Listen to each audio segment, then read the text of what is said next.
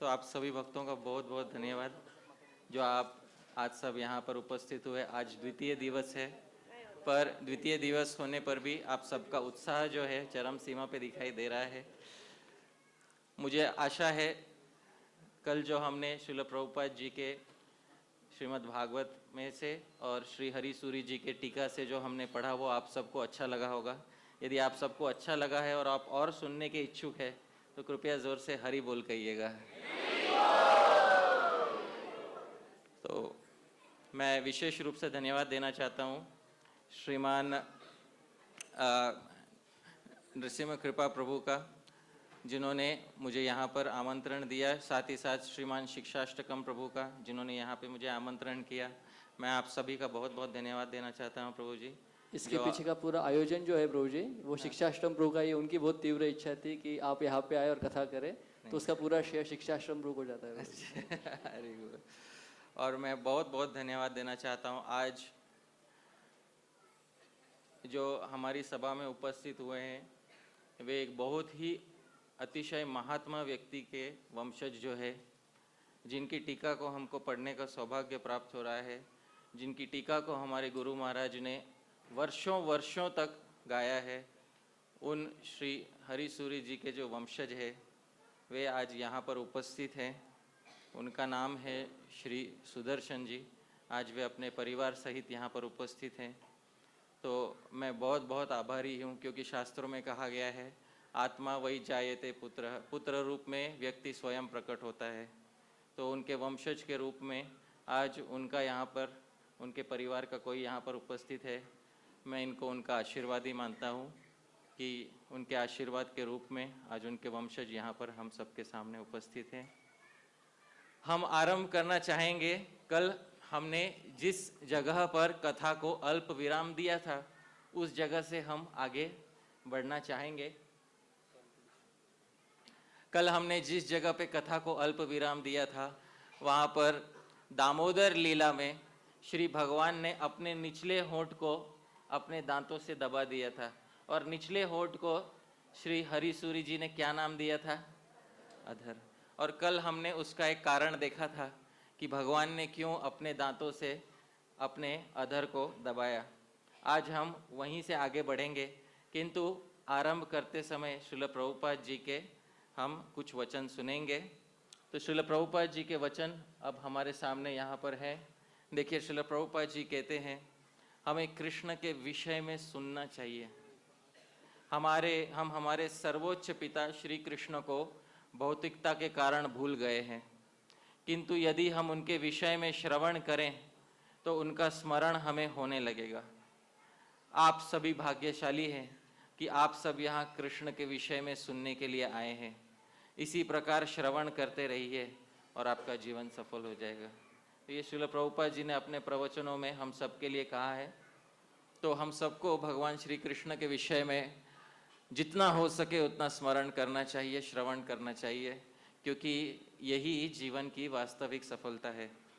तो आइए आगे बढ़ते हैं, क्योंकि हम यहाँ पे थे जहाँ पे भगवान उग्रम तो है, वीरम है, पर महाविष्णु नहीं है। भगवान कौन से विष्णु हो गए हैं? लघु विष्णु। देखिए श्रील प्रभुपाद जी क्या कहते हैं। श्रील प्रभुपाद जी कहते हैं जब मैया यशोदा चली गई भगवान को छोड़कर, उस समय श्री कृष्ण को क्रोध आ गया। उनके लाल लाल होंठ फड़कने लगे। दांतों से अधर दबाकर श्री कृष्ण ने पास ही रखे हुए पत्थर से दही का मटका फोड़ डाला। आंखों में बनावटी आंसू भर लिए और दूसरे घर में जाकर अकेले में माखन खाने लगे। आप देख सकते हैं ये उसी दृश्य का चित्र यहाँ पे चित्रांकन किया हुआ है। अब मैंने कल एक कारण तो बताया था कि भगवान ने क्यों अपने दांतों से अपने अधर दबाए, पर श्री हरि सूरी जी यहीं पे नहीं रुकेंगे। श्री हरि सूरी जी उसके पीछे का दूसरा कारण भी बताएंगे। दूसरा कारण बताते हुए हरि सूरी जी कहते हैं भगवान स्वयं पीड़ है। स्वयं पीड़ मतलब खुद को पीड़ा देने वाले हो गए हैं, और उन्होंने ऐसा क्यों किया है उसके पीछे भी एक कारण बताते हैं। ये उन्होंने श्लोक लिखा है, इसका छंद है शार्दूल विक्रीडितम। मैं इसको गाऊंगा, आप मेरे पीछे पीछे दोहराइएगा। यन्मामङ्कगतं पिबन्तमपि च स्तन्यं विहाय प्रसू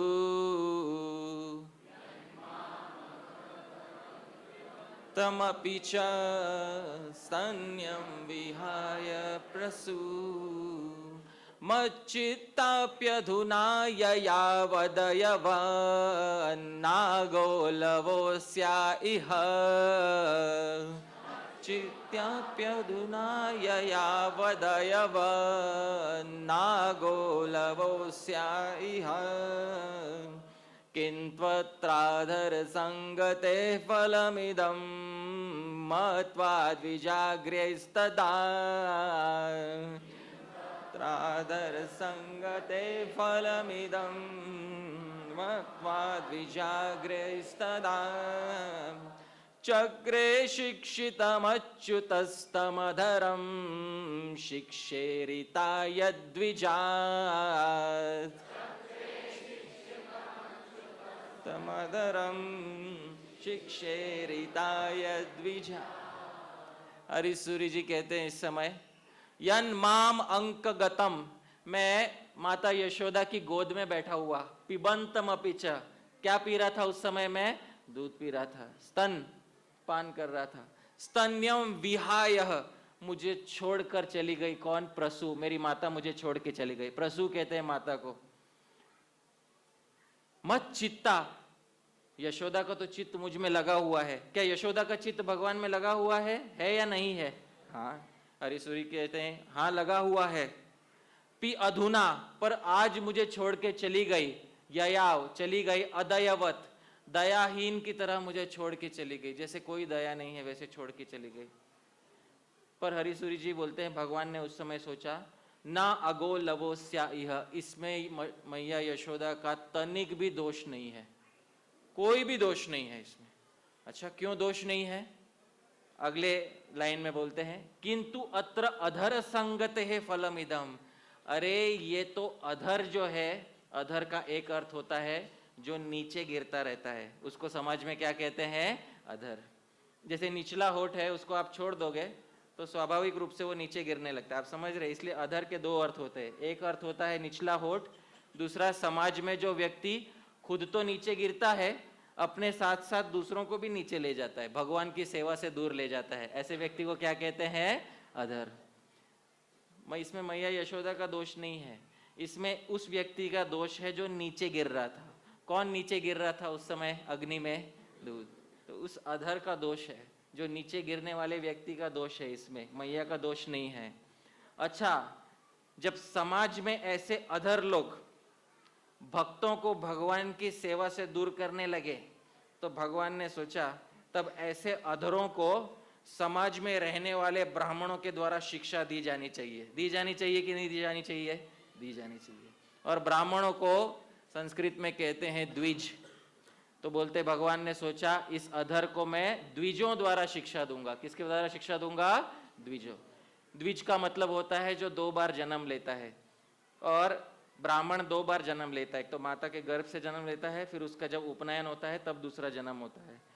पर द्विज का एक गूढ़ अर्थ है दांत, क्योंकि शरीर में दांत भी 2 बार जन्म लेते हैं। एक बार दूध के दांत होते हैं और एक बार पक्के दांत होते हैं, इसलिए द्विज का दूसरा अर्थ क्या है? दांत। इसलिए भगवान ने सोचा कि अधर को द्विज के द्वारा शिक्षा देना आवश्यक है। ये सोचते हुए भगवान ने अधर को किसके द्वारा शिक्षा प्रदान कर दी? द्विजों के द्वारा, अपने दांतों के द्वारा शिक्षा प्रदान की। ये इसका अनुवाद है। देखिए, मैया यशोदा का चित्त मुझ में लगा हुआ है, किंतु जो उन्होंने मुझे त्याग कर दूध की रक्षा करने में दया का अभाव प्रदर्शित किया, उसमें उनका कोई अपराध नहीं है। यह तो अधर अर्थात समाज में नीचे गिरने वाले लोगों के कारण होता है, और ऐसे अधरों को समाज के सर्वश्रेष्ठ द्विजों द्वारा दंडित करना चाहिए। यही सोचते हुए भगवान ने अधर यानी निचले होठ को द्विजों यानी दांतों के द्वारा प्रताड़ित किया। अच्छा, प्रभुपाद जी ने यह भी बताया था कि भगवान अकेले में जाके माखन खा रहे थे। उस समय हरिसूरी जी बोलते हैं मैं वो अकेले में माखन खाने का गूढ़ रहस्य बताता हूँ। देखिए, भगवान ने जब मटकी फोड़ा तो दही का मटकी था। किसका मटकी था वो? दही। पूरे आंगन में दही दही सब जगह हो गया था, पर भगवान ने ना तो दूध पिया ना दही खाया। भगवान ने अकेले में जाके क्या खाया? माखन खाया। और माखन जो है ये सबका सार होता है, क्योंकि दही को मथने से वो निकलता है, तो वो दही का भी क्या है? वो सार है। सभी दूध का, समस्त दुग्ध पदार्थों का सार है वो मक्खन। उस समय हरिसूरी जी एक श्लोक लिखते हैं, उस श्लोक में बताते हैं कि मक्खन खाना, भगवान ने अकेले में मक्खन खाकर क्या प्रदर्शित किया। ये श्लोक एक कठिन छंद में है, आर्या। मैं इसको गाऊंगा, मेरे पीछे पीछे गाइएगा। विपुलेष्वपि सत्सुरसे, विपुलेष्वपि सत्सुरसे,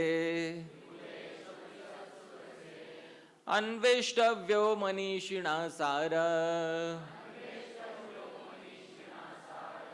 अन्वेष्टव्यो मनीषिणा सार, संसारोन्वर्थः स्यात्, संसारोन्वर्थः स्यात्, तदेति नवनीत संग्रहाध्वनितम्, तदेति नवनीत संग्रहाध्वनितम्। हरिसूरी जी कहते हैं, विपुलेष्वपि सत्सु रसेषु, रसेषु बहुत सारे रस फैले हुए हो आपके सामने। भगवान के सामने बहुत सारे रस फैले हुए थे, दूध, दही, बहुत सारे रस फैले हुए थे। अन्वेष्टव्यो मनीषिणा, पर मनीषी जो बुद्धिमान व्यक्ति है वो ढूंढ के निकालता है सभी रसों का सार। सभी रसों का क्या ढूंढ के निकालता है? सार। क्योंकि उन सभी दूध पदार्थों का सार जो है वो मक्खन था, तो भगवान ने बाकी सारे दूध पदार्थ नहीं खाए, पर भगवान ने क्या खाया वहां पे? मक्खन, जो सभी दूध पदार्थों का सार है। हरिसूरी कहते हैं, संसारो अनवर्थः स्यात्, तभी जाके आप कह सकते हो कि आपने सभी पदार्थों का सार ग्रहण किया है। सभी को कहते हैं सम और सार, तभी जाके आप संसार में रहे हो। अगर आपने समसार ग्रहण, सम मतलब सभी का क्या ग्रहण किया है आपने? सार। जब आपने सभी यानी सम का सार ग्रहण किया है, तभी जाके आप वास्तव में संसार में जिए, वरना आप संसार में नहीं जिए। यही भगवान बताना चाहते हैं। अच्छा, इसके पीछे एक और गूढ़ रहस्य भी है जो हरिसूरी जी ने छुपा रखा है। क्या? रस तो कहते, खाने पीने वाले पदार्थ को रस कहते हैं। रस का एक दूसरा भी अर्थ होता है, जो हृदय में खुशी होती है उसको रस कहते हैं। हरिसूरी जी कहते, संसार में बहुत सारी खुशियां हैं, पर बुद्धिमान व्यक्ति ने जो सभी खुशियों का सार है, सभी खुशियों का सार कौन सा रस है? वो है भक्ति रस। वो ढूंढ के निकालना चाहिए। जीवन में बहुत सारे रस मिलेंगे हमको, हाँ? पुत्र बनने का रस, पिता बनने का रस, पति बनने का रस, वो सारे रस तो है, पर सभी रसों का सार एक ही रस है, और वो कौन सा रस है? भक्ति रस। मनीषी व्यक्ति ने सभी रसों का सार ढूंढ के निकालना चाहिए और जीवन में भक्ति करना चाहिए, तभी जाके वो व्यक्ति सच में संसार में जिया। अन्यथा जो भक्ति नहीं किया वो कभी भी संसार में वास्तव में नहीं जिया। ये भगवान ने सभी वस्तुओं के सार माखन खाकर दिखाया। यहाँ पर देखिए, संसार में अनेक रस होने पे भी विद्वान व्यक्ति को सभी रसों का सार ढूंढना चाहिए, जिससे संसार अनवर्थ, अनवर्थ मतलब जो नाम है, जैसा नाम है उसका मतलब सिद्ध हो जाए। यही तथ्य माखन खाते हुए भगवान के द्वारा प्रकट हुआ। उस समय श्रील प्रभुपाद जी बताते हैं श्रीमद् भागवत के अपने अनुवाद में कि उस समय माता यशोदा पुनः वापस आई।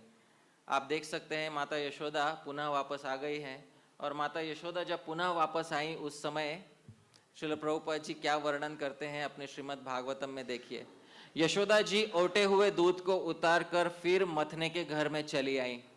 वहां देखती हैं तो दही का मटका टुकड़े टुकड़े हो गया है। वे समझ गई कि ये सब मेरे लाला की ही करतूत है।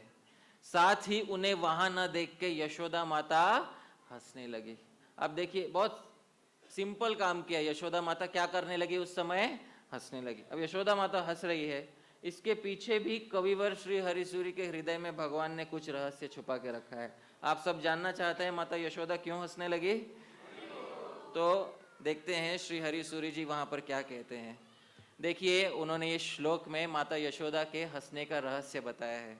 मेरे पीछे पीछे दोहराइएगा। निरर्थकम दुग्धमिदं प्रयाति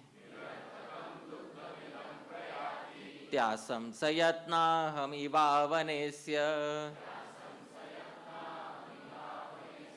ततोऽधिको भूद्व्यय एष चित्राम् आलक्ष्य सादैव गतिं जहास। यशोदा मैया सोचे अपने मन में, निरर्थकम दुग्धम इदम प्रयाति, अरे मैं सोच रही थी ये उबलता हुआ दूध निरर्थक व्यर्थ में उबला जा रहा है। हाँ, जो दूध उबल रहा था अंदर वो व्यर्थ में उसका नुकसान होने वाला है, इसीलिए आसाम संयत्ना, मैंने जतन किया उस दूध को बचाने के लिए जो उबला जा रहा था अंदर। परिणाम क्या हुआ? ततो अधिको भूद्व्यय, उससे ज्यादा दूध तो मेरा नुकसान हो गया। जितना बचाने गई थी उससे कई गुना अधिक मेरा क्या हो गया? नुकसान हो गया। अरे जो करने गई थी वो कार्य तो हुआ नहीं और उससे बड़ा नुकसान में लेकर बैठ गई। आलक्ष्य सा दैव गतिम, देखो भाग्य की कैसी विडंबना है। इस पर यशोदा मैया हंसने लगे। ये उसका अनुवाद है। मैया यशोदा ने सोचा चूल्हे का दूध व्यर्थ ही नष्ट हो रहा है, इसलिए मैं उसे बचाने के लिए दौड़ पड़ी, किंतु परिणाम यह हुआ कि जितना बचाने गई थी उससे अधिक तो मेरा नाश हो गया। ऐसा सोचते हुए भाग्य की गति पर मैया यशोदा हंसने लगी। अब हमको बहुत साधारण लग सकता है, इसमें कौन सी बड़ी बात है, पर हरिसूरी जी ने इसके पीछे एक बहुत बड़ा न्याय छुपा के रखा, क्योंकि सभी शास्त्रों के ज्ञाता थे। इसके पीछे उन्होंने एक बहुत बड़ा न्याय छुपा के रखा है। न्याय शास्त्र में उस न्याय को कहते हैं वधू माश मापन न्याय। मेरे पीछे दोहराइएगा, वधू माश मापन न्याय। अब ये न्याय क्या होता है, ये श्री हरिसूरी जी ने इस श्लोक में छुपा कर रखा है। क्या न्याय है ये? एक समय की बात है, उज्जैन में एक बहुत बड़ा पंडित था, ब्राह्मण था, उसने एक व्रत लिया था। उसने व्रत क्या लिया? एक दिन हर द्वादशी को, एकादशी का जो अगला दिन होता है, द्वादशी को मेरे घर पे जो भी आएगा याचक मांगने के लिए, उसको मैं एक मुट्ठी भर के माश कहते हैं राजमा को, एक मुट्ठी भर के राजमा दूंगा। ये उसका व्रत था। तो पहले द्वादशी के दिन जो भी उसके घर पे आया याचक, उसको एक एक मुट्ठी राजमा देने लगा। धीरे धीरे उसकी प्रसिद्धि फैलने लगी। अरे हर द्वादशी पे ये ब्राह्मण जो भी जाएगा उसके घर पे उसको एक मुट्ठी भर के क्या देगा? माश राजमा देगा। कुछ द्वादशी के पश्चात बड़ा लंबा लाइन लग गया घर के बाहर। तो ब्राह्मण भी परेशान हो गया, अब मैं क्या करूं। उस दिन तो कैसे कैसे उसने उधार देकर राजमा सबको दे दिया, एक एक मुट्ठी। पर अगले द्वादशी की चिंता उसको उसी दिन से सताने लगी कि मैं क्या करूं। फिर उसके मन में एक बहुत अच्छा उपाय, उसने सोचा मैं एक काम करूंगा, मेरे बेटे की अभी अभी शादी हुई है और जो मेरी वधू है, मतलब बेटे की पत्नी है, वो अभी बहुत छोटी, उसका 18 साल ही उम्र है, उसकी मुट्ठी बहुत छोटी है, अगली बार उसके हाथ से दान कराऊंगा मैं। आप समझ रहे हैं? तो मेरा राजमा कम खर्च होगा। जब अगली बार कुल वधू ने राजमा देने के लिए वहां पे खड़ी रही तो वो इतनी सुंदर थी, सारे भिक्षुक देख के आकर्षित हो गए और आसपास के सभी गांवों में बात फैल गई उसी समय, बहुत ही सुंदर लड़की जो है राजमा दे रही है। परिणाम ये हुआ कि इतनी लंबी लाइन लगी जितनी आज से पहले कभी नहीं लगी थी। आप समझ रहे हैं? तो जितना बचाने गए थे उससे अधिक क्या हो गया? हमारा नुकसान हो गया। इसको कौन सा न्याय कहते हैं? वधू माश मापन न्याय। ये न्याय श्री हरिसूरी जी ने अपने इस ग्रंथ के श्लोक में ये रहस्य छुपा के रखा हुआ है। अच्छा, आपने आज तक ऐसे बहुत सारे लोगों को देखा होगा जो दूसरों के घर में चोरी करते हैं, पर अपने ही घर में चोरी करने वाला चोर, हाँ, इससे पहले शायद आपने नहीं देखा होगा। आप देख सकते हैं अपने ही घर में चोरी करने वाला, हाँ, कौन सा चोर हुआ है। श्रील प्रभुपाद जी बताते हैं वहां पे, इधर उधर ढूंढने पर पता चला कि श्री कृष्ण एक उल्टे हुए उखल पर बैठे हैं। क्या आप देख सकते हैं भगवान को उल्टे उखल पे? सीधे पे नहीं बैठ सकते, क्योंकि सीधे में जो है वहाँ तो उसका भाग जो है खोखला रहता है, उसको उल्टा करेंगे तो उल्टा करके उसके ऊपर बैठे हुए हैं और छीके पर का माखन लेकर बंदरों को खूब लुटा रहे हैं। उन्हें यह भी डर है कि कहीं मेरी चोरी खुल न जाए, इसलिए चौकन्ने होके चारों ओर ताकते रहते हैं। उस समय श्रील जीव गोस्वामी कहते हैं, पकड़ने वाले की तो 2 ही आंख रहती है, पर चोरी करने वाले की हजारों आंखें रहती है। भक्त तो झूठ नहीं बोल रहे हैं, इन्हीं को कहते हैं सहस्र शीर्षा पुरुष सहस्राक्ष सहस्रपात। ये सच में सहस्त्र आंख वाले चोर है। सच बात बोलेंगे तो ये भगवान विष्णु है, जिनके हजारों हाथ है और हजारों आंखें हैं। सच में ये जब चोरी करते हैं तो ये 1000 आंख वाले चोर है। इसलिए चौकन्ने होके चारों ओर ताकते जाते हैं। ये देखकर यशोदा रानी पीछे से धीरे धीरे उनके पास जा पहुंची। उस समय श्री हरिसूरी जी कहते हैं, देखो भगवान का उदार स्वभाव कैसा है।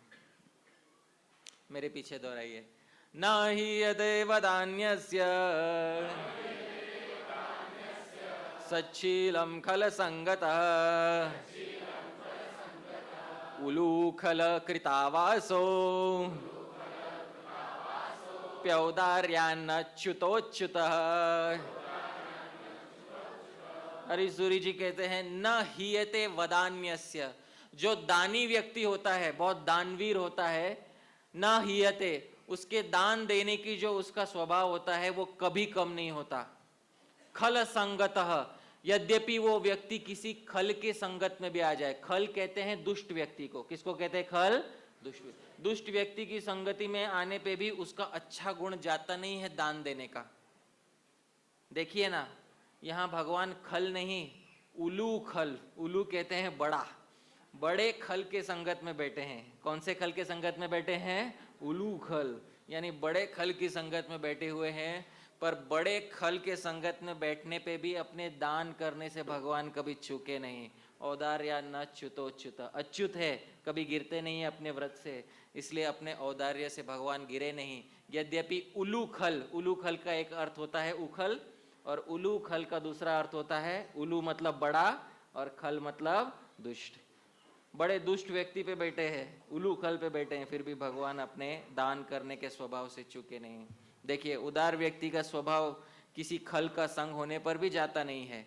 देखिए, स्वयं उलू खल यानी बड़े खल पर बैठने के बाद भी भगवान अच्युत अपने औदार्य के गुण से च्युत नहीं हुए। उस समय श्रील प्रभुपाद जी बताते हैं, जब श्री कृष्ण ने देखा कि मेरी माँ हाथ में छड़ी लिए मेरी ही ओर आ रही है, तब झट से ओखली पर से कूद पड़े और डरे हुए की भांति भागे। और मुझे बहुत अच्छा लगा भक्तों, जब मैंने ये प्रभुपाद जी के द्वारा पढ़ा, मुझे बहुत अच्छा लगा। क्यों अच्छा लगा मैं बताता हूं आपको। शास्त्रों में दिया हुआ है, यस्य भयेन सूर्य उदयति यस्य भयेन वातो वाति, जिसके भय से सूर्य उगता है। किसके भय से सूर्य उगता है? भगवान के। जिसके भय से वायु बहती है, जिसके भय से संसार चलता है। आप मानते हैं कि नहीं कि संसार भय के ऊपर चलता है? सही बात है कि नहीं? तो वो भगवान जो सबको भय में डालता है, आज संसार में एक व्यक्ति ऐसा प्रकट हो गया जिसने उस भगवान को भय में डाल दिया। कौन है वो व्यक्ति? भगवान को उनकी ही कड़वी दवाई थोड़ा सा पिलाने का जो काम किया है वो एक ही भक्त कर पाए हैं, और वो कौन है? मैया यशोदा। मुझे बहुत खुशी हुई है सुन के, क्योंकि हम सबको आजीवन डर में रखने वाले हैं, जो उनको कभी ना कभी तो डर का थोड़ा एहसास होना चाहिए कि नहीं होना चाहिए? बोलिए, होना चाहिए कि नहीं होना चाहिए? होना चाहिए। आज तक तो बिना निडर होके इधर उधर घूमते रहते थे वृंदावन में। इतने निडर थे कि मैया यशोदा जब दही मत रही थी तो अपना हाथ लाके मथानी को रोक दिया सीधा। लेकिन आज उनके हृदय में पहली बार मैया यशोदा ने थोड़ा सा डर, यद्यपि ये डर आध्यात्मिक है, भौतिक डर नहीं है, फिर भी थोड़ा सा डर उत्पन्न कर दिया है। ऐसे मैया यशोदा की जय हो, क्योंकि और कोई व्यक्ति ये काम नहीं कर पाएगा। जो दशरथ से नहीं हो पाया, जो कौशल्या से नहीं हो पाया, जो भगवान के और किसी माता पिता से नहीं हो पाया, वो कार्य एक व्यक्ति ने किया है, और वो कौन है? मैया यशोदा। वो कार्य करके दिखाया है। उस समय देखिए भगवान भागने लगते हैं। प्रभुपाद जी अपने अनुवाद में कहते हैं, सुखदेव गोस्वामी परीक्षित महाराज से कहते हैं, परीक्षित बड़े बड़े योगी तपस्या के द्वारा अपने मन को अत्यंत सूक्ष्म और शुद्ध बनाकर भी जिनमें प्रवेश नहीं कर पाते, पाने की बात तो दूर रही, उन्हीं भगवान के पीछे पीछे उन्हें पकड़ने के लिए यशोदा जी दौड़ी। और मैंने आपको कल बोला था, भगवान की एक एक उपाधि यशोदा मैया निकाल देगी। हम सभी सुबह गाते हैं, उग्रम वीरम महाविष्णुम ज्वलंतम सर्वतोमुखम, गाते हैं कि नहीं? अब आप मुझे बताइए, ये देखकर भगवान यहाँ पे उग्र है या अनुग्रह है? भगवान गुस्से में है या खुद डरे हुए है? अनुग्रह है। यहाँ वीर है या अवीर है? वीर होते तो डट के खड़े रहते, जो वीर नहीं होता वही भाग जाता है मैदान से। यहाँ वीर है या अवीर है? अच्छा, महाविष्णु है या लघु विष्णु है? अच्छा, कहते हैं सर्वतोमुखम, सब जगह उनका मुख है, सभी दिशाओं में। अगर सभी दिशाओं में उनका मुख है तो क्या हम मैया यशोदा की दिशा में मुख कर सकते हैं इस समय? सभी दिशाओं में हो सकता है, लेकिन मैया यशोदा की तरफ उनका मुख नहीं है इस समय। आप समझ रहे? भगवान की जो भी सारी भगवत्ता है, उनकी जो सारी उपाधियां हैं, भगवान होने का जो उनका गौरव है, वो भगवान को मैया यशोदा के तुम्हारे वृंदावन के बाहर रखना, वो सब वृंदावन के अंदर तुम्हारा एक एक उपाधि जो है तुमको छोड़ना पड़ेगा। सर्वोपाधि विनिर्मुख, ये भक्तों के लिए नहीं, ये भगवान के लिए भी लागू होना चाहिए। सभी उपाधियों से मुक्त होकर रहना वृंदावन में, एक आम नागरिक की तरह जीवन व्यतीत करना होगा आपको, तभी जाके प्रेम बढ़ेगा। उसके बिना कभी प्रेम नहीं बढ़ सकता।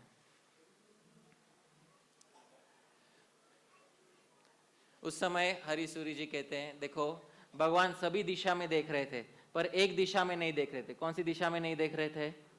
यशोदा मैया की दिशा में भगवान नहीं देख रहे थे। उस समय हरिसूरी बोलते हैं, देखो यशोदा मैया के हाथ में, बाएं हाथ में छोटी सी छड़ी है। आप देख सकते हैं, जिस पास से देखोगे तो छोटी छड़ी यशोदा मैया के बाएं हाथ में दिखाई देगी आपको। इस पे श्री हरिसूरी जी अपने एक श्लोक रच के कहते हैं, मेरे पीछे गाइएगा। श्लिष्यद्रोषम मनो यावत् तावद ईशः पराङ्मुखः सूक्ष्मवेत्राश्रितस्यापि भवेदित्यभवत् स्फुटम्। श्री हरिसूरी जी कहते हैं, श्लिष्यद रोषम मनो यावत। देखो आप सभी सुनो, जब तक मन में थोड़ा सा भी रोष लगा हुआ है, चिपका हुआ है, थोड़ा भी गुस्सा है भगवान के प्रति, जब तक यशोदा मैया के मन में थोड़ा सा भी गुस्सा बाकी था भगवान के प्रति, तावद, तब तक ईशः भगवान परांगमुखः, दूसरी तरफ चेहरा करके रखे थे। आप समझ रहे हैं? जब तक यशोदा मैया के मन में थोड़ा सा भी क्या रह गया था? रोष, तब तक भगवान ने अपना चेहरा उनकी तरफ नहीं किया। सूक्ष्म वेत्राश्रितस्यापि, यद्यपि मैया यशोदा ने सूक्ष्म वेत्र, सूक्ष्म का अर्थ होता है छोटी और वेत्र का अर्थ होता है छड़ी, बड़ी छड़ी नहीं पकड़ी थी। कौन सी छड़ी पकड़ी थी? एकदम छोटी, सूक्ष्म वेत्र पकड़ के रखा था, फिर भी भगवान ने नहीं देखा। अच्छा, ये तो सही बात है, पर इसमें एक गूढ़ रहस्य भी छुपा हुआ है। दूसरा अर्थ हम सभी भक्तों के लिए है। सभी भक्तों के लिए हरिसूरी जी कहते हैं, श्लिष्यद रोषम मनो यावद, जब तक हम भक्तों के मन में भगवान के प्रति थोड़ा सा भी क्रोध है, थोड़ा सा भी प्रतिकूल भाव है, तावद ईशः परांगमुखः, तब तक भगवान कभी हमारी दिशा में नहीं देखेंगे। आप समझ रहे भक्तों?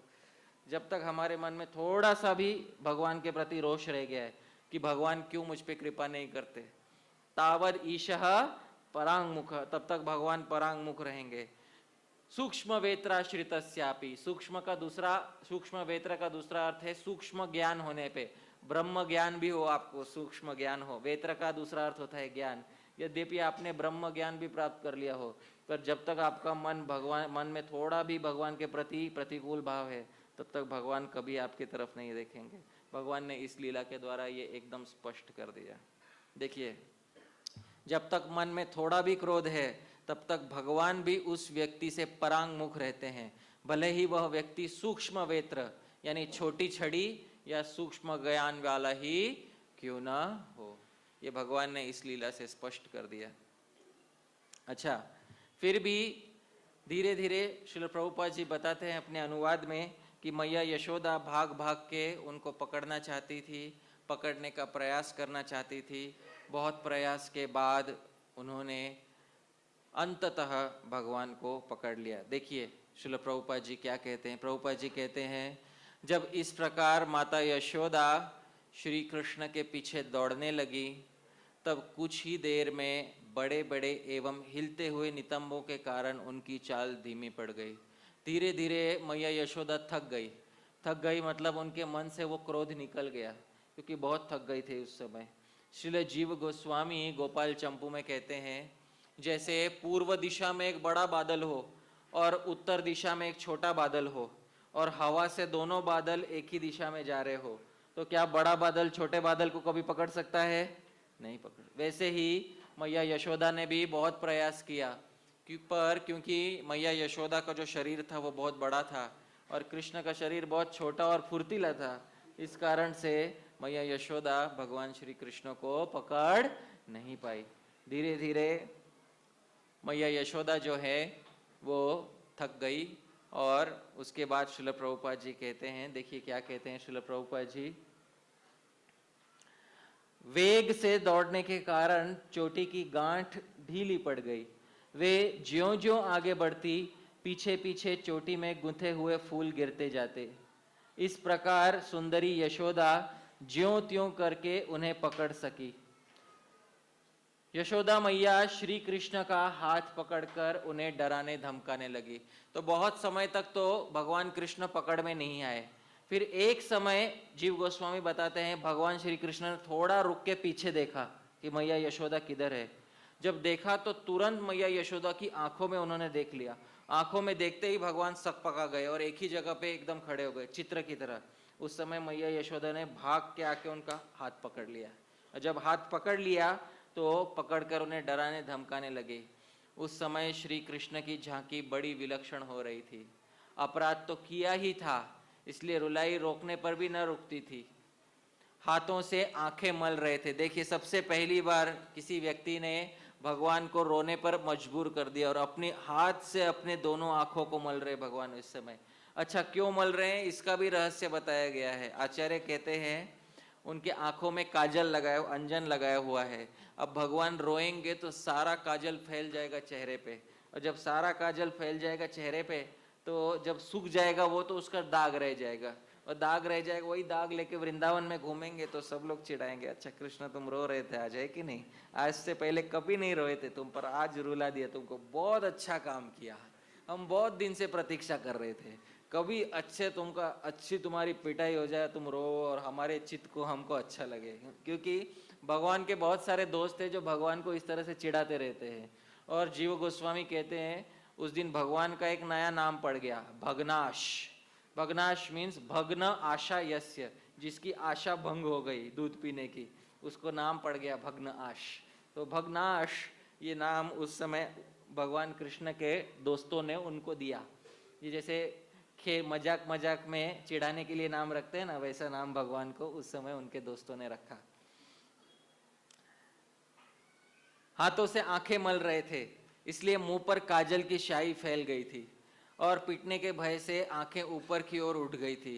उनसे व्याकुलता सूचित हो रही थी। यह श्रील प्रभुपाद अपने श्रीमद् भागवत के अनुवाद में लिख कर देते हैं। उस समय कविवर श्री हरिसूरी भगवान के रोने का रहस्य समझाते हैं, भगवान क्यों रोने लगे उस समय। तो ये श्लोक उन्होंने लिखा है। श्लोक का छंद है वसंत तिलकम। ये ब्रह्म संहिता जैसे गाते हैं वैसे ही हम गा सकते हैं, मेरे पीछे दोहराइएगा। आलम्ब्य यष्टिमनया बलयापि सम्प्रत्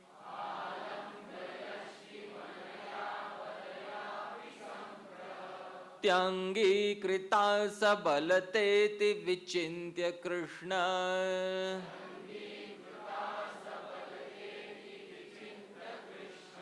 स्वस्मिन्नपि प्रबलतां रुदितच्छरेण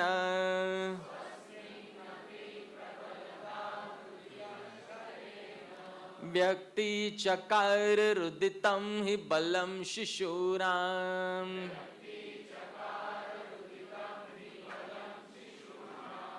ये सभी के सभी श्लोक जो है यही इसी नासिक में पुण्य भूमि में लिखे गए थे।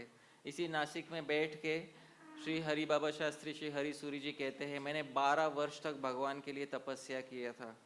जो तपस्या मैंने कल बताया था उसके बाद उन्होंने एक श्लोक में लिख कर दिया है, इत्थम भूरि समर्थितः स भगवान। इस प्रकार बहुत सारी साधन करने पे भगवान स्वयं एक बार प्रकट हुए और मुझे बोला एक चीज, भगवान ने हरि सूरी जी को एक चीज बोला था, यद यद बीजम हम निधाय हृदये क्रीडाम आकर्षम तदा। मैंने जो जो क्रीड़ाएं की द्वापर युग में, उस समय मेरे हृदय में जो जो चल रहा था उस सब का बीज तत्सर्वम तव बुद्धि गोचरम अनायासम कर, तुम्हारे बुद्धि गोचर कर दूंगा अनायास, आसानी से तुमको समझ में आ जाएगा, ऐसा मैं तुम्हारे लिए व्यवस्था कर। लिखो, ऐसा भगवान ने उनको आदेश दिया, तुम सिर्फ लिखो, अपने काव्य शक्ति का प्रदर्शन करो। और उस समय भगवान ने उनको 2 नामों से बुलाया, त्वम चेहार्भक इति, हे अर्भक, हे मेरे पुत्र, मैं तुमको स्वीकार करता हूँ आध्यात्मिक जगत में, बस मेरा एक कार्य करो, मैं तुम्हारे हृदय में ये बीज दे रहा हूँ, इसको लिखो। क्योंकि कोई व्यक्ति, कोई कवि 10, 12, 15 ऐसे श्लोक लिख सकता है, पर 4650 ऐसे श्लोक लिखना और भगवान के समस्त लीलाओं के पीछे का रहस्य समझाना, ये किसी भी मनुष्य मस्तिष्क का कार्य नहीं हो सकता। ये संपूर्ण टीका जो है 10 या 12 वर्षों में लिखी गई थी। 10 या 12 वर्षों में 4650 श्लोक लिखकर निकालना, वो भी श्रीमद् भागवत पढ़ के अपनी पूरी साधना करके, ये किसी मनुष्य के मस्तिष्क का कार्य नहीं है। इन्होंने अपने ग्रंथ में ही लिख कर दिया है कि भगवान ने स्वयं एक बार दर्शन देके मुझे बताया था कि ये सब तुम लिखना, तब जाके मैं इस कार्य में प्रवृत्त हुआ हूँ। उसके पहले मेरी कोई प्रवृत्ति नहीं थी इस कार्य में। मैं अपने साधन में खुश था, साधन भक्ति में मैं खुश था, पर किंतु भगवान ने एक बार दर्शन देकर मुझे जो आज्ञा दी है उस पे मैं, इसलिए मैं लिख रहा हूँ। तो हरिसूरी जी इस श्लोक में रहस्य बताते भगवान क्यों रोने लगे। उसका एक रहस्य इस प्रकार है, भगवान सोच रहे हैं, आलम्ब्य यष्टिम अनया अबलयापि संप्रति। स्त्री का संस्कृत में एक नाम होता है, स्त्री को संस्कृत के कोशों में एक नाम दिया गया है, अबला। तो एक स्त्री का एक पर्यायवाची शब्द होता है, अबला। भगवान श्री कृष्ण सोच रहे थे, ये है तो अबला, यशोदा है तो कौन है, अबला। अबला मतलब स्त्री है, पर आलम्ब्य यष्टिम, अभी हाथ में उसने कुछ पकड़ के रखा है। क्या पकड़ के रखा है इस समय? छड़ी। उससे बन गई है सबला। क्या बन गई है वो? सबला। है तो अबला, पर हाथ में पकड़ लिया यष्टि, छड़ी, और अबला से क्या बन गई है? सबला। और सबला बन के अपनी सबलता दिखा रही है, मतलब अपना ताकत दिखा रही है मेरे सामने। अच्छा, विचिंत्य कृष्ण, कृष्ण भी सोचने लगे मैं भी जवाब देना चाहता हूं। अच्छा, मैं क्या करूंगा, अगर ये सबलता दिखा रही है तो मैं उससे बड़ी प्रबलता दिखाऊंगा। अच्छा, क्या प्रबलता दिखाओगे? आखिरी लाइन में हरिसूरी जी कहते हैं, रुदितम ही बलम शिशु नाम। अरे बच्चों का एक ही बल होता है। क्या बल होता है? रोना। और अगर आपको यकीन नहीं हो कि बच्चों का बल रोना होता है, तो अगर कोई एक बच्चा यहां पर आ जाए और जोर से रोने लगे तो सभा का मूड खराब हो जाएगा। सही बात है कि नहीं? हाँ, इतने सारे भक्त एक तरफ और एक बच्चा एक तरफ। तो हरिसूरी जी एकदम बराबर कहते हैं, रुदितम ही बलम शिशु नाम। वो अबला से सबला हो गई रहेगी, पर मैं भी प्रबल बन के दिखाऊंगा, और मैं अपना अकेला जो मेरा सामर्थ्य है वो यहाँ पे प्रकट करूंगा, और मेरा सामर्थ्य है रोना। ये देखिए इसका अनुवाद है। भगवान ने सोचा, हाथ में छड़ी पकड़कर यह अबला यानी नारी बहुत सबला बलशालिनी हो गई है, अगर ऐसा है तो मैं भी अपनी प्रबलता दिखाऊंगा। कौन सी प्रबलता? रोना ही बच्चों का सर्वोत्कृष्ट बल है। इसमें हरिसूरी जी ने एक बहुत गूढ़ नीति शास्त्र का रहस्य छुपा के रखा है। इसमें उन्होंने चाणक्य नीति से एक श्लोक के आधार पे ये श्लोक बनाया है। चाणक्य नीति में ये श्लोक हमारे सामने आता है, देखिए मेरे पीछे दोहराइएगा। दुर्बलस्य बलम राजा चौराणाम अनृतम बलम बलम मूर्खस्य मौनित्वम बालानाम रोदनम बलम। ये बहुत आसान संस्कृत में है, बहुतों को समझ में आ गया होगा। दुर्बलस्य बलम राजा। दुर्बल व्यक्ति का बल कौन होता है? राजा। यानी सरकार या राजा जो है वो दुर्बल व्यक्ति का बल बनता है। यदि कोई बहुत बलशाली व्यक्ति किसी के खिलाफ कुछ गलत कार्य कर दे तो सरकार दंड दे सकती है उस बलशाली व्यक्ति को। चौराणाम, और चोरों का बल क्या है? अनृतम, झूठ बोलना चोरों का बल है। जब तक चोर झूठ बोल रहा है तब तक वो बलशाली। जैसे ही सच बोल दिया उसने, एक बार भी सच बोल दिया उसने, वहां पकड़ा गया वहीं पे। चौराणाम अनृतम, झूठ बोलना ही उसका बल है। बलम मूर्खस्य, मूर्ख व्यक्ति का बल होता है क्या? मौनित्व, चुप रहना मूर्ख व्यक्ति का बल है। आप समझ रहे? जब तक मूर्ख व्यक्ति चुप रहेगा तब तक वो बलशाली है। जैसे मुंह खुल गया उसका वही बल चला गया। समझ में आ जाएगा ये एक नंबर का मूर्ख व्यक्ति है ये। और बाला नाम रोदनम बलम, और बच्चों का एक ही बल है। क्या बल है? रोना। ये बात है। इसलिए प्रभुपाद जी हमेशा कहते थे यदि हरे कृष्ण महामंत्र का जप करना है तो ऐसे जप करना चाहिए जैसे कोई बच्चा अपनी माता के लिए रो रहा हो। क्योंकि जब बच्चा माता के लिए रोने लगता है बाकी सारे काम जो है वहीं के वहीं रह जाते हैं, और बच्चों के रोने का बल बाकी सभी बलों से अधिक रहता है। इसलिए हमको भगवान के लिए रोना चाहिए। तो आप देख सकते हैं हर एक श्लोक में, किसी श्लोक में न्याय शास्त्र, किसी श्लोक में नीति शास्त्र, किसी श्लोक में अलग अलग रहस्य जो है उन्होंने छुपा कर रखे हुए हैं। अच्छा, हरीसूरी जी बोलते हैं भगवान अपनी आंखें मल रहे हैं। आंखें मलने का भी तो रहस्य होना चाहिए कि नहीं? तो फिर आंखें मलने का रहस्य हरीसूरी जी बताते हैं। मेरे पीछे दोहराइएगा। मदन्ववायादिमयोर्हिमाहिमोस्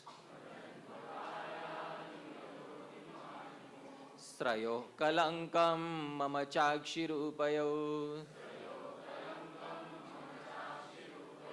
कथम सहेनन वितिरोदनच्छलात् तदंजनम क्षालयति स्म पाणिना। हरीसूरी जी कह रहे इस समय मद अन्ववाय, अरे मेरे बहुत बड़े बड़े दो परिवार हो चुके इतिहास में। कौन से दो परिवार हो चुके जिनमें मैंने जन्म लिया?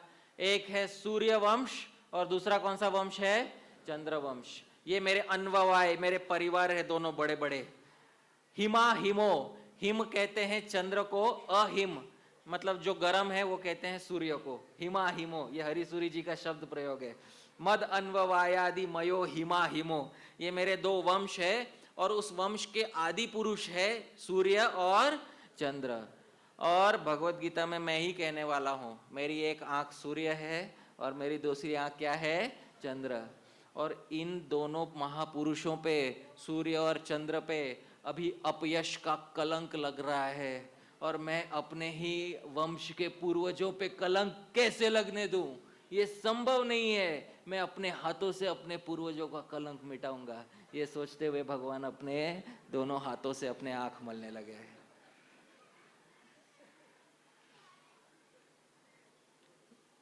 आप में से कौन सोच सके कौन से मनुष्य मस्तिष्क की उपज हो सकती है? आप समझ रहे हैं ये किसी मनुष्य मस्तिष्क की उपज नहीं है, भगवान ने उनके हृदय में बीज दिया है। वो बीज जो है फलित हुआ है इस श्लोक के रूप में। ये इसका अनुवाद है। यह मेरे दो नेत्र सूर्य और चंद्र है, और यह मेरे वंश के आदिम पुरुष है। अब इनके ऊपर अपयश का कलंक फैले जा रहा है।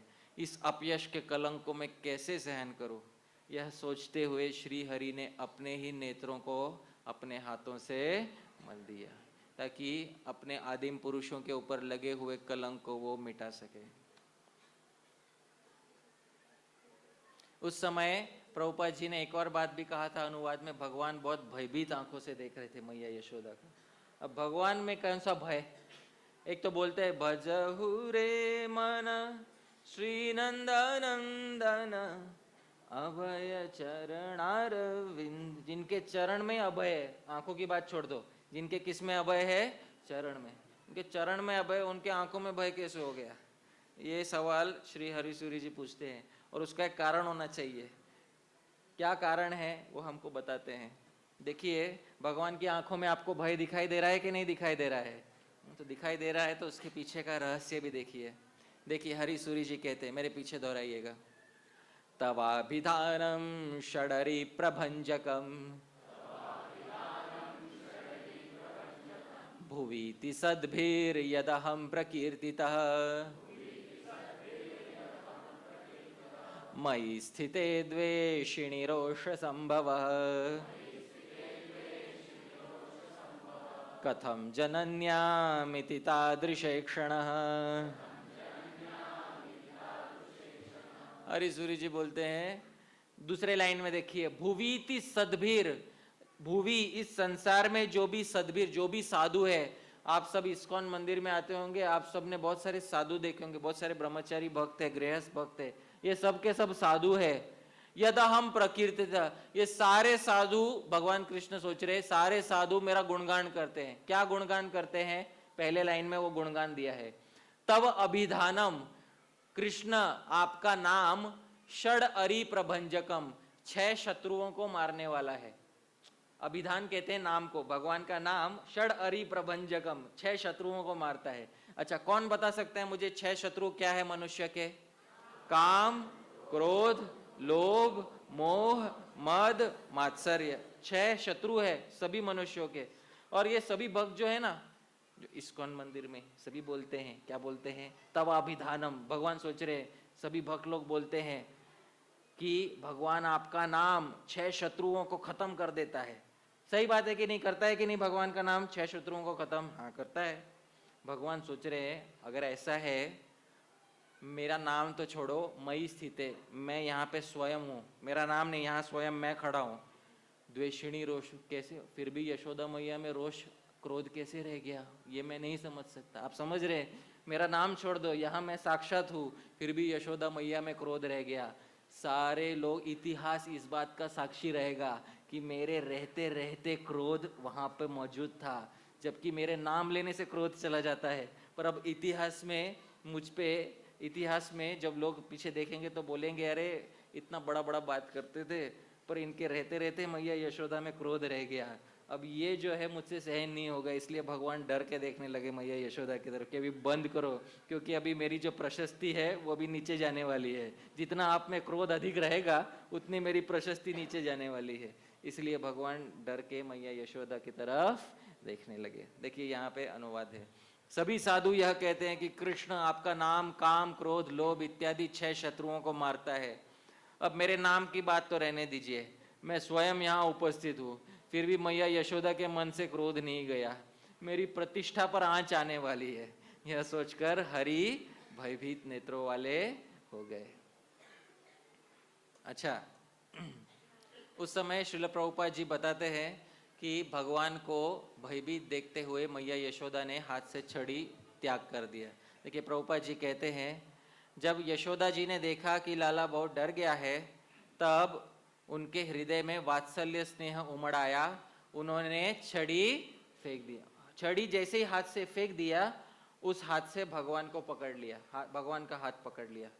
उस समय हरिसूरी जी बोलते, देखो बहुत इंपॉर्टेंट बात है यहाँ पे, एक हाथ से छड़ी फेंक दिया, दूसरे हाथ से भगवान का क्या पकड़ लिया? हाथ पकड़ लिया। उस समय हरिसूरी जी बोलते, बहुत इंपॉर्टेंट बात है, सभी भक्त लोग सुनिए। तावत् जडाश्रयो युक्तो न यावत् चेतनागमः युक्तं श्रीशकरं धृत्वा साजहौ यष्टिकां जडाम्। हरिसूरी जी कहते हैं, तावत जड़ आश्रयो युक्तो, जड़ प्रकृति, हम सब इस जड़ प्रकृति भौतिक प्रकृति में रह रहे हैं। जड़ का आश्रय तब तक युक्त, तब तक ठीक है, मतलब भौतिक संसार में रहना तब तक ठीक है, न यावत चेतनागमः, जब तक आध्यात्मिक जीवन से आपका संपर्क नहीं हुआ हो। आप समझ रहे, जब तक आध्यात्मिक जीवन से हमारा संपर्क नहीं हुआ है, भक्तों से हमारी मुलाकात नहीं हुए, तब तक हमको कौन सी शक्ति का आश्रय लेना पड़ेगा? माया शक्ति। वो ठीक है, जिसको भक्त नहीं मिला जीवन में आज तक, तावत जड़ाश्रय, तब तो उसका जड़ आश्रय लेना ठीक है। पर एक बार चेतनागम, एक बार आध्यात्मिक चेतना का आगम हो गया, उस समय जड़ का आश्रय लेना उचित नहीं है। यही बात मैया यशोदा ने दिखाई, जैसे ही भगवान का हाथ पकड़ा, चेतन पकड़ा, उसी समय जड़ को छोड़ दिया। आप समझ रहे हैं, जैसे ही मैया यशोदा ने भगवान के पूरे चिन्मय हाथ को पकड़ लिया, उससे पहले ही मैया यशोदा ने जड़ लकड़ी का त्याग कर दिया। देखिए, जड़ वस्तु का आश्रय तब तक लेना चाहिए जब तक चेतना का आगम हो ना जाए। यही तथ्य उजागर करने के लिए चिन्मय भगवान का स्पर्श होते ही मैया ने जड़ लकड़ी को त्याग दिया।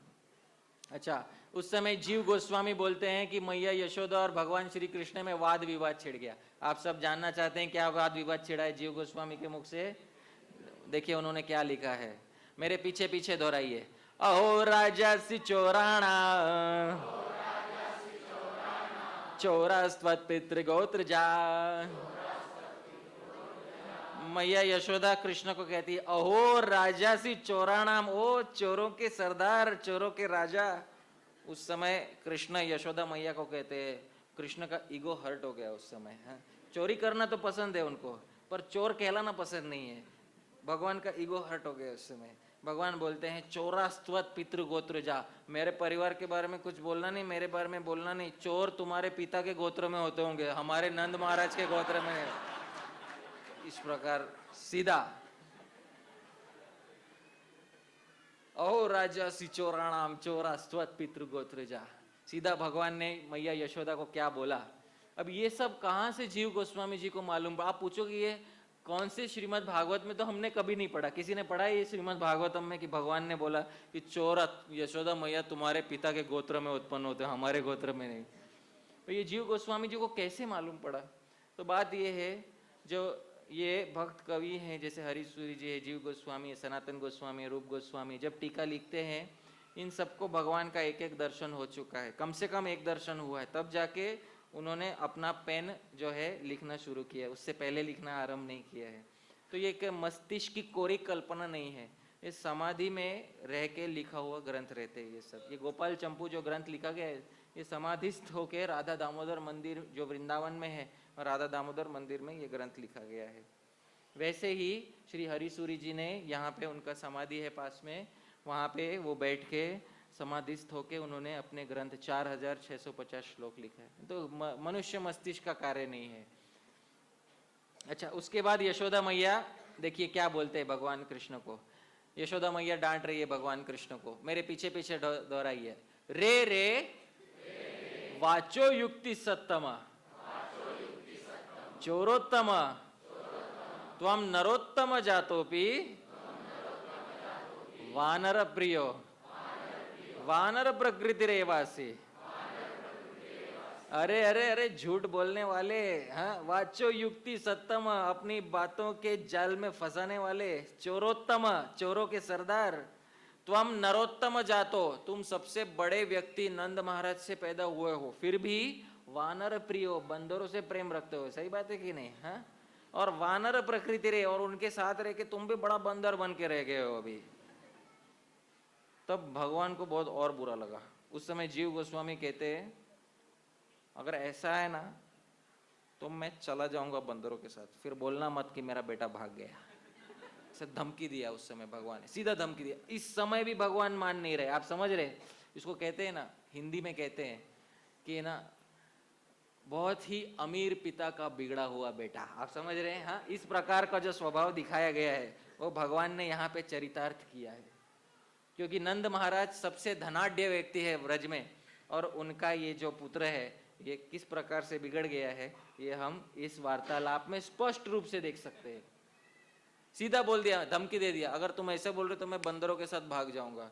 तब मैया यशोदा ने हाथ पकड़, मैं सब पूरा संस्कृत यहाँ पे नहीं ला पाया हूँ, पर जीव गोस्वामी ने गोपाल चंपू में जो बताया मैं उसको थोड़े में बताता हूँ। यहाँ पे मैया यशोदा ने हाथ पकड़ के सवाल पूछा, क्यों रे, सच बात बता, वो मटकी किसने फोड़ी? अब आप एक बात बताइए, भगवान सत्य बोलते हैं या झूठ बोलते हैं? सोच के जवाब दीजिएगा, भगवान सच बोलते हैं या झूठ बोलते हैं? भगवान सच बोलते हैं। अगर आप बोले भगवान सच बोलते हैं तो भगवान ने जो उत्तर दिया यहाँ पे, इस उत्तर पे विचार कीजिए। देखिए भगवान ने क्या कहा। जब मैया यशोदा ने पूछा, क्यों रे, वो मटकी किसने फोड़ा, बता, सच बता ना, झूठ नहीं बोलना। तब भगवान बोलने लगे, वो परमेश्वर का दिया हुआ दंड था। आप समझ रहे हैं? फिर मैया यशोदा, ओ अच्छा, परमेश्वर का दिया हुआ दंड था, अच्छा अच्छा। तो मुझे बता बेटा कि बंदरों को मक्खन कौन खिला रहा था, हैं? उस समय भगवान ने उत्तर दिया, जिसने बंदरों को बनाया है वही बंदरों को खिलाएगा। आप समझ रहे हैं? हाँ, ये सच भी नहीं है और ये झूठ भी नहीं है। इस प्रकार का उत्तर भगवान ने दिया। ये सब आचार्यों ने अपने ग्रंथों में बहुत बहुत रस इसमें निकाला है। आगे हरिसूरी जी और भी रस निकालने वाले हैं इसमें, क्योंकि हर एक चीज पे रोक के बोलने वाले, ये क्यों हुआ, ये क्यों हुआ, ये क्यों हुआ, हर चीज पे ये क्यों हुआ। ये सब रहस्य एक ही है आचार्य जिन्होंने अपने ग्रंथ में लिख के दिया है। और वो आचार्य हमारा परम सौभाग्य है कि इस महाराष्ट्र के परम पवित्र नासिक भूमि में उनका आविर्भाव हुआ। वे पूरे जीवन भर यहाँ पे रहे और उन्होंने इस ग्रंथ की रचना की। हरिसूरी जी बोलते हैं, एक श्लोक में पूरी लीला का रहस्य सुनना चाहते हो? अगर एक श्लोक में पूरी लीला का रहस्य सुनना चाहते, अब तक जो लीला हुई, क्या लीला हुई है अभी तक? भगवान आए, मैया यशोदा से दूध मांगा, यशोदा मैया ने स्तनपान कराया, बीच में भगवान को अतृप्त छोड़ के चली गई, भगवान ने सब विध्वंस कर दिया, भगवान भाग गए, मैया यशोदा उनके पीछे भागी और मैया यशोदा ने पकड़ लिया। अब तक ये लीला हुई है। इस सब लीला का एक रहस्य एक ही श्लोक में अगर जानना चाहते हो तो हरिसूरी जी अगला श्लोक यहाँ पे बताते हैं। ये श्लोक का छंद अलग है। श्लोक का छंद है शिखरिणी। जैसे जगन्नाथ अष्टकम गाते हैं वैसे हरिसूरी जी ने उस छंद में लिखा है। मैं गाने का प्रयास करूंगा। ये छंद थोड़ा कठिन है गाने में, मेरे पीछे गाने का प्रयास कीजिएगा। मदीयं संतोषं सुफलदम् असम्पाद्य मनुजो, संतोषं सुफलदम् असम्पाद्य मनुजो, यदि क्षुद्रे किंचित् फलनिधेन कर्मण्यभिरता,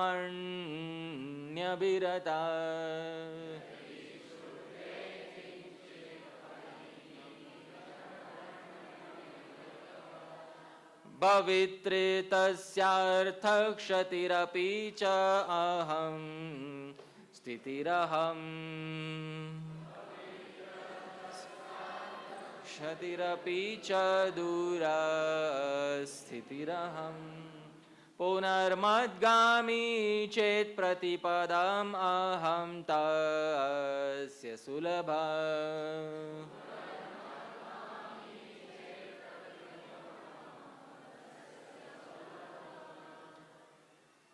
भगवान बोल रहे, हरिसूरी जी भगवान के वाणी को यहाँ पे बता रहे। भगवान बोल रहे हैं, मदीयम संतोषम सुफलदम।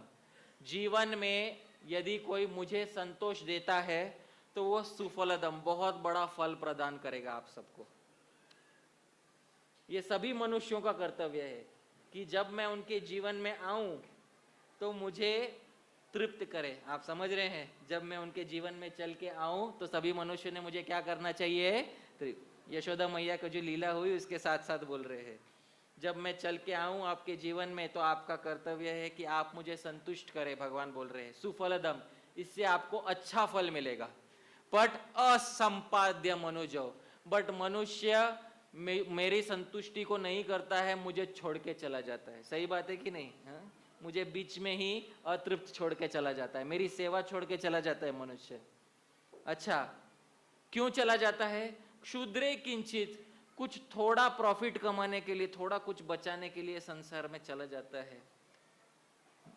फलिनी दीन कर्मणि अभिरत, इस प्रकार दूसरे कर्म में लग जाता है और मेरा संतोष नहीं करता है। भवित्री तस्य, उससे क्या होता है? अर्थ क्षतिरपि, वो जो चीज बचाने के लिए गया है, जो कमाने के लिए गया है, उससे बड़ा उसका नुकसान मैं कर बैठता हूं। सही बात है कि नहीं? और दूसरी बात तो सुनिए, दूर स्थिति रहम, और उसके जीवन से मैं भाग जाता हूं, दूर भाग जाता हूं। अच्छा, पुनर्मदगामी चेत, बट ऐसा भक्त भी यदि मेरे पीछे फिर से दौड़ने लगे, प्रति पदम अहम तस्य सुलभ, हर पद जो मेरी तरफ लेगा मैं उसके लिए और भी निकट आता जाऊंगा और सुलभ हो जाऊंगा।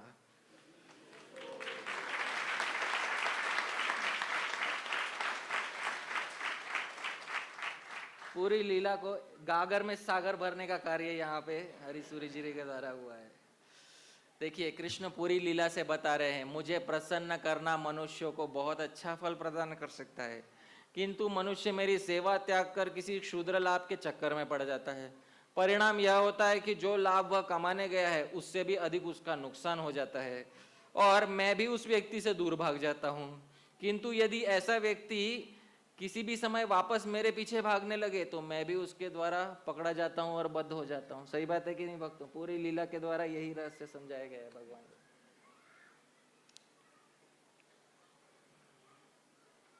उस समय श्रील प्रभुपाद जी बताते हैं कि मैया यशोदा भगवान को बांधने का प्रयास करने लगी। क्यों? जीव गोस्वामी बोलते हैं मैया यशोदा को डर लगा, सच में भाग गया बंदरों के साथ तो कह नहीं सकते इसको इधर बांध के रखना ठीक, क्योंकि कल इंद्र पूजा का महोत्सव है, ये कहीं भाग गया तो बहुत बड़ी दिक्कत हो जाएगी। इसको कहीं किसी जगह पे शांत रहने, थोड़ा समय शांत रहेगा, इसका दिमाग ठंडा हो जाएगा।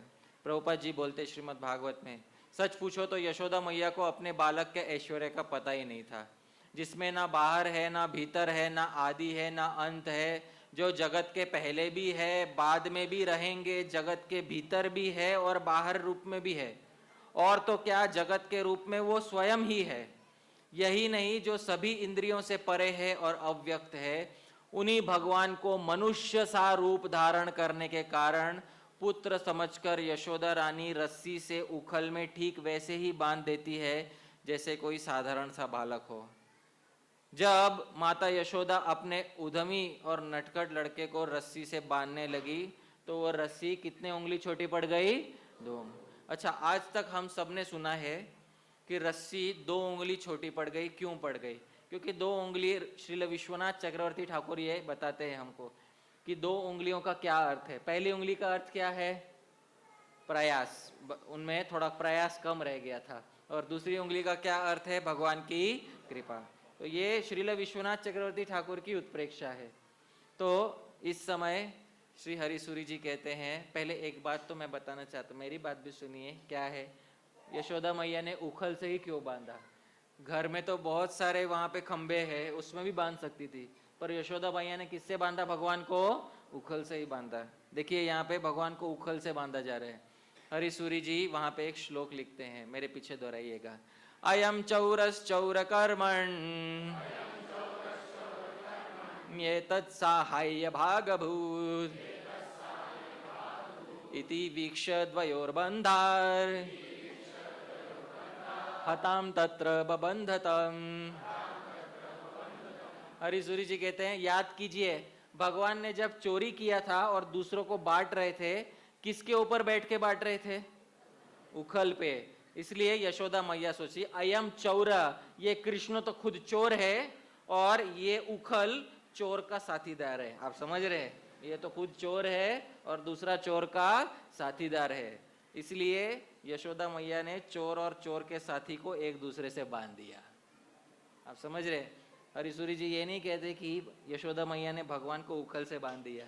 हरिसूरी जी कह रहे हैं यशोदा मैया ने भगवान और उखल को एक दूसरे से बांध दिया, क्योंकि एक तो खुद चोर है और दूसरा चोरी के कार्य में सहायता करने वाला है, इसलिए दोनों को एक साथ बांध दिया। देखिए, एक तो स्वयं चोर है और दूसरा चोर का साथी है, ऐसा मानते हुए मैया ने दोनों को एक दूसरे से बांध दिया।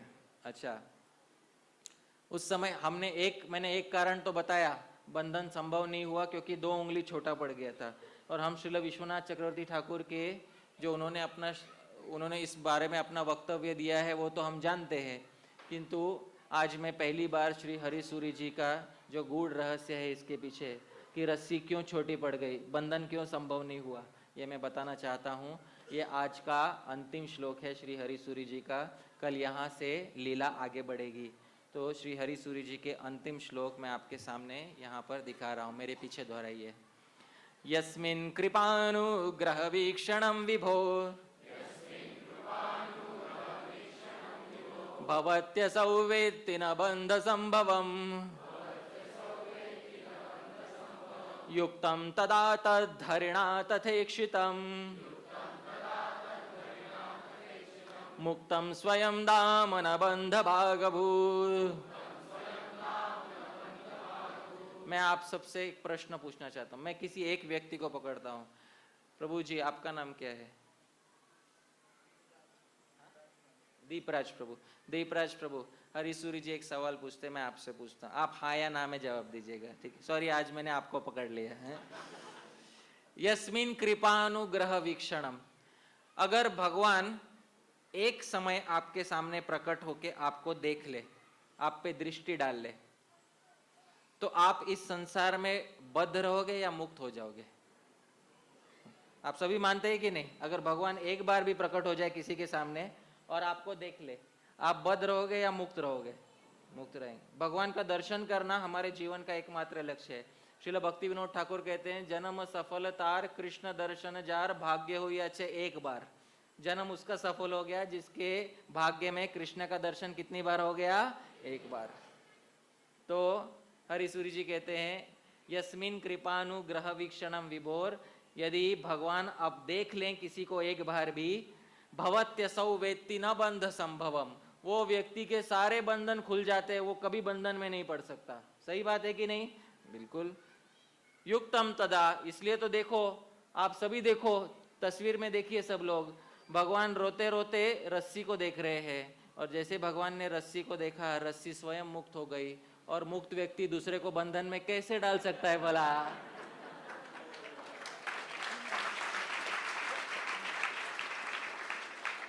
जो खुद मुक्त हो गया वो दूसरे को क्या बंधन में डालेगा? इसलिए वो रस्सी भगवान को उस समय बांध नहीं पाए। जिस पर प्रभु की कृपा दृष्टि पड़ जाती है वह अपने आप मुक्त हो जाता है। अब देखिए, जैसे ही कृष्ण ने रस्सी को देखा वह मुक्त हो गई, और मुक्त व्यक्ति भी भला किसी को बंधन में डाल सकता है क्या? ये सवाल पे हरिसूरी जी ने छोड़ दिया प्रभु, और सवाल का जवाब हम सबको मालूम है। इसलिए रस्सी कभी भी भगवान को बांध नहीं पाए। तो मैं बहुत बहुत धन्यवाद देना चाहता हूँ आप सबका पुनः, आज आप सब यहाँ पे उपस्थित हुए। मुख्य रूप से आज मेरे लिए बहुत विशेष दिन है। मैं कई वर्षों से श्री हरिसूरी जी की टीका को कह रहा हूँ, पर यह पहली बार है जब मैं श्री हरिसूरी जी, उनका जो प्राकट्य स्थल है श्री नासिक, ये पुण्य तीर्थ है, यहाँ पर रह के मैंने उनकी कथा मैं कह रहा हूँ। और आज बहुत ही विशेष दिवस है कि आज उनके ही वंशज, जो उनके ही कुल में उत्पन्न हुए हैं, आज वे भी यहाँ पर आए और उन्होंने अपना आशीर्वाद मुझे प्रदान किया। ये मेरे लिए बहुत बड़ी बात है कि जिन टीकाकार की टीका मैं कह रहा हूँ, उन टीकाकार के ही जो वंशज है, विशेष रूप से जो टीकाकार स्वयं जो है अपने वंशज के रूप में उपस्थित हुए हैं, ऐसा मानो मुझे प्रतीत हुआ। मुझे उनकी कृपा का हमेशा अपेक्षा रहेगी। मैं प्रार्थना करता हूँ कि हरिसूरी जी की ये जो टीका है, ये हज़ारों हज़ारों वर्षों तक भक्तों के हृदय में इसी प्रकार से रस प्रदान करती रहे।